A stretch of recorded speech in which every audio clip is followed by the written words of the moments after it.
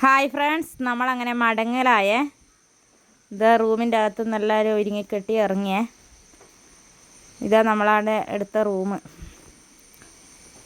ഇറങ്ങി പ്രേമാട്ടം പുറത്തിറങ്ങി നിന്ന് മോനെ അടുത്ത് പൂട്ടി താക്കോലെല്ലാം അയേട്ടന് കൊടുത്ത് ലാസ്റ്റ് റൂം വെക്കേറ്റ് ചെയ്യുമ്പോൾ സൈൻ ചെയ്യലേ. അതെല്ലാം ചെയ്ത് അവർ പറഞ്ഞ് ഇനി വന്നാൽ ഇവിടെ താമസിക്കണം എന്നെല്ലാം പറഞ്ഞ് അവിടെ നിന്ന് ഇറങ്ങി ഇതാ അമ്പലത്തിൻ്റെ തൊട്ടടുത്ത് തന്നെയാണ് നമ്മൾ താമസിച്ചത്. ഇത് അമ്പലമാണെങ്കിൽ അതാ. പിന്നെ അത് അവിടെ നിന്നെല്ലാം വന്ന് നമ്മൾ പന്തളത്തെത്തി. പന്തളം അയ്യപ്പൻ്റെ വളർത്തച്ഛനുള്ള രാജകൊട്ടാരെല്ലാം കണ്ട് അവിടുത്തെ പിന്നെ ആറാണ് ഇത്. പിന്നെ അവിടെ പന്തളത്തെ അമ്പലം, അവിടെ തന്നെ ചുറ്റുവട്ടത്ത് കുറേ അമ്പലങ്ങളാണെന്നുള്ളത്. പാലപ്പൂ കണ്ട, ഒരുപാട് പാലപ്പൂവെല്ലാം ഉണ്ട് അവിടെ. നമ്മളടുത്ത പന്തളത്തിലെ ഇത് കഴിഞ്ഞ് ഇതാ പന്തളം അയ്യപ്പൻ്റെ അമ്പലം. അമ്പലത്തിൻ്റെ അടുത്തുനിന്ന് ഫോട്ടോ എല്ലാം എടുത്ത് നമ്മളെ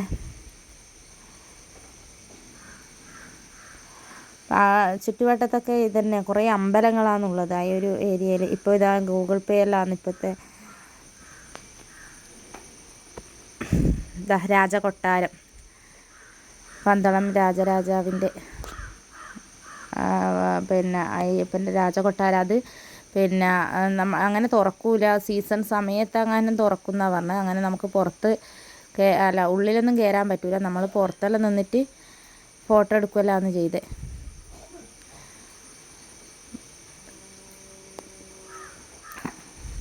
പിന്നെ 2 ദിവസം നമ്മൾ അവിടെ തന്നെ രാജരാജേശ്വരി മണ്ഡപം എന്ന് പറഞ്ഞിട്ട് ആടെ. പിന്നെ അവിടെ നിന്ന് ഇതാ ഈ സംഭവം കണ്ട. ഇതെല്ലാം പണ്ട് ഇങ്ങനെയാക്കി വെള്ളം കുടിച്ചവരെല്ലാം ഉണ്ടാവില്ല, അവരെല്ലാം കമൻ്റ് ഇടണേ. ഇങ്ങനെയല്ലേ വെള്ളമെല്ലാം എടുക്കുമല്ലേ പണ്ടുള്ളവർ. നല്ല വെള്ളമാണെന്നെല്ലാം പറഞ്ഞിട്ട് മക്കളിത് അതെടുത്ത് കുടിക്കാനാണ് നോക്കുന്നുണ്ട്. നല്ല തണുപ്പുണ്ട് വെള്ളത്തിന് എന്ന് പറഞ്ഞു. ആ വെള്ളത്തിന്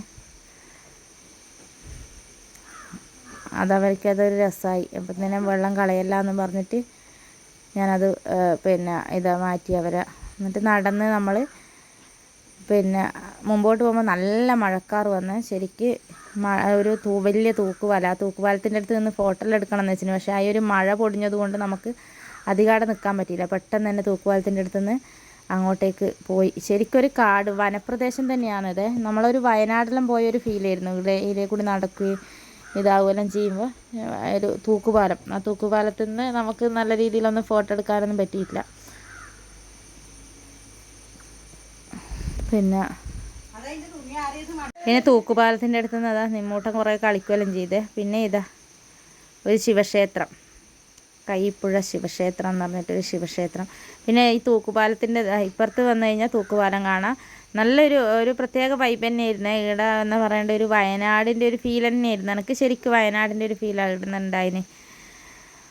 അമ്പലത്തിലേക്ക് കയറിപ്പോകുന്നത് ശിവക്ഷേത്രത്തിൻ്റെയാണ്.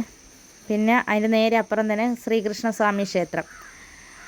പിന്നെ അവിടെ നിന്ന് പിന്നെ രോഹിണി നാളായതുകൊണ്ട് എല്ലാ ദിവസവും നിത്യപൂജയുള്ളതാണ്. അന്ന് രോഹിണി നാളായതുകൊണ്ട് ആ സമയം വരെ ഉണ്ടായിന്. ഇപ്പം നടയടച്ചു എന്നെല്ലാം പറഞ്ഞു. ആടുന്നവർ പിന്നെ ഇത് ഭഗവത്ഗീതയെല്ലാം വായിച്ചാടി ഇരിക്കുന്നുണ്ടായിരുന്നു. വലിയൊരു അമ്പലം തന്നെയായിരുന്നു അത്. ലാസ്റ്റ് നമ്മൾ ആടെയാണ് പോയത്. അതെല്ലാം കഴിഞ്ഞ് നമ്മൾ മടങ്ങി റെയിൽവേ സ്റ്റേഷനിലേക്ക് എത്തിയ. റെയിൽവേ സ്റ്റേഷനിൽ നിന്ന് കണ്ട വീഡിയോ എടുക്കുന്നത് കണ്ടിട്ട് മോൻ്റെ ഒരു കളി കണ്ട ഓന് ആ റെയിൽവേ സ്റ്റേഷനിൽ മൊത്തം ഓടിക്കറങ്ങി. ഓന് ഭയങ്കര ഇഷ്ടം. ഓന് ട്രെയിനിൽ പോകുകയെന്ന് പറഞ്ഞാൽ നമ്മൾ പോകുമ്പം ട്രെയിനിൽ പോകാത്തതുകൊണ്ട് ഭയങ്കര സങ്കടമായിരുന്നു. ഇപ്പോൾ ട്രെയിനിൽ കയറേണ്ട ആ ഒരു സന്തോഷത്തിൽ ഓൻ്റെ ഒരു കളി. എല്ലാവരും നല്ല ക്ഷീണം പിടിച്ചിരിക്കലാണ്. 2 ദിവസത്തെ യാത്ര ഭയങ്കര ക്ഷീണമായിരുന്നു. പിന്നെ ആദ്യത്തെ ദിവസം ഇന്നലത്തെ യാത്രയിൽ ശരിക്ക് രണ്ടാമത്തെ ദിവസമാകുമ്പോൾ അങ്ങനെയല്ലേ ഒരു ക്ഷീണം. പിന്നെ ശാരീരികമായിട്ട് പ്രേമാട്ടനായാലും പ്രയാസം, അതിൻ്റെ എല്ലാം ഒരു ഭയങ്കര ക്ഷീണം, പിന്നെ ഉറക്കത്തിൻ്റെ ക്ഷീണം എല്ലാം. പക്ഷേ മക്കൾ നന്നായിട്ട് ആസ്വദിച്ചു. ഇവനായിൽ ഏറ്റവും കൂടുതൽ സന്തോഷം ഇവൻ ചെറിയാക്കാന്നെ. ഇവൻ്റെ ഇത് വീഡിയോ എടുക്കണം തന്നെ. മോൻ പറഞ്ഞ അമ്മ ഈ വീഡിയോ എന്തായാലും അമ്മ കട്ടാക്കാണ്ട് യൂട്യൂബിൽ ഇടണം എന്ന് പറഞ്ഞു. അങ്ങനെ ഇവൻ്റെ കോമഡി കണ്ട് നമ്മളെല്ലാം ചിരിയാ. അവിടെ നോക്കി നിന്നവരെല്ലാം ചിരിക്കുന്നുണ്ട് ആ ഭാഗത്തു നിന്നെല്ലാം. പിന്നെ ഞാൻ ലാസ്റ്റ് പിടിച്ചാടെ വെക്കുക ചെയ്തോനെ. അങ്ങനെ ട്രെയിൻ വരേണ്ട സമയമാകാനായി എന്ന് പറഞ്ഞാൽ സന്തോഷം. ട്രെയിനിൽ കയറി ഇരുന്നേരാണെങ്കിൽ ഭയങ്കര സന്തോഷം. പിന്നെ അങ്ങനെ നമ്മൾ മടക്ക യാത്രയിലാണ്. പിന്നെ ഇപ്പം മടക്കയാത്രയിൽ വിശക്കുന്നു പറയുമ്പോഴത്തേക്കാന്ന് ഭക്ഷണം വന്നത്. മറ്റേ വടയെല്ലാം വന്നിരുന്നു. ഇങ്ങനെ സീറ്റ് കിട്ടിയില്ല നമുക്ക്. പിന്നെ അപ്പോൾ വട വന്ന പാട് പറഞ്ഞാൽ എനിക്ക് വിശക്കുന്നതെന്നും പറഞ്ഞിട്ട് വട വാങ്ങി തിന്നുന്നുണ്ട് മോൻ. അപ്പോൾ അതിലിടയ്ക്ക് വിശന്നിട്ട് ഇങ്ങനെ പറയുന്നുണ്ട്. കുറേ സമയം അവിടെ നിന്നെല്ലാം കളിച്ചതല്ലേ, റെയിൽവേ സ്റ്റേഷനിൽ നിന്നെല്ലാം തുള്ളി കളിച്ചതല്ലേ, അതിൻ്റെ ക്ഷീണം കൊണ്ട് ഓന് വിശപ്പ് വന്ന്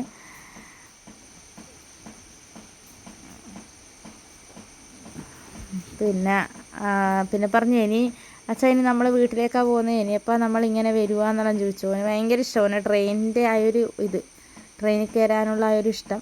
അതാ വട കിട്ടിയ സന്തോഷം കണ്ട നിമ്മൂട്ടനെല്ലാം ചിരിക്കുന്ന കണ്ട.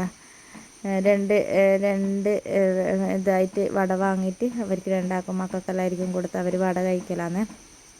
അങ്ങനെ നമ്മൾ നന്നായി എന്താ പറയണ്ടേ, നല്ല രീതിയിൽ പിന്നെ ഒരു ആറന്മുള യാത്ര അടിച്ച് പൊളിച്ചു വന്നേ. പിന്നെ ചെറിയ ശാരീരിക ക്ഷീണമെല്ലാം ഉണ്ട് എങ്കിൽ കൂടി നല്ല എന്താ പറയണ്ടേ എൻജോയ് ചെയ്ത് വന്നൊരു സന്തോഷത്തിൽ, മക്കളായാലും നല്ലൊരു ടൂറ് കഴിഞ്ഞ് വന്നൊരു സന്തോഷത്തിലാണുള്ളത്. പിന്നെ നമ്മളെ ചാനൽ സബ്സ്ക്രൈബ് ചെയ്യാതെ കാണുന്നവരൊന്ന് സബ്സ്ക്രൈബ് ചെയ്യണേ, ഷെയർ ചെയ്യുക, ബെൽ ബട്ടൺ എനേബിൾ ചെയ്യുക. ഇങ്ങനെയുള്ള ചെറിയ ചെറിയ വീഡിയോസെല്ലാം ഇനിയും ഞാൻ നിങ്ങളുടെ മുമ്പിലേക്ക് എത്തിക്കുന്നതായിരിക്കും. പിന്നെ നമ്മുടെ ഈ യാത്ര കണ്ടിഷ്ടപ്പെട്ടവരെല്ലാം ഒന്ന് കമൻറ്റെല്ലാം ഇടണേ. ആരും തന്നെ നമ്മളെ വീഡിയോ കാണുന്നവരൊന്നും കമൻറ്റൊന്നും ഇടുന്നില്ല. എല്ലാവരും ഒന്ന് കമൻറ്റെല്ലാം ഇട്ട് നമുക്ക് വേണ്ട മാക്സിമം സപ്പോർട്ടെല്ലാം ചെയ്യുക. കാരണം നമ്മൾ ചെറിയ ചെറിയ വീഡിയോസ്, സാധാരണ വലിയ ബ്ലോഗൊന്നല്ല, എല്ലാവരും സപ്പോർട്ട് ചെയ്യുക.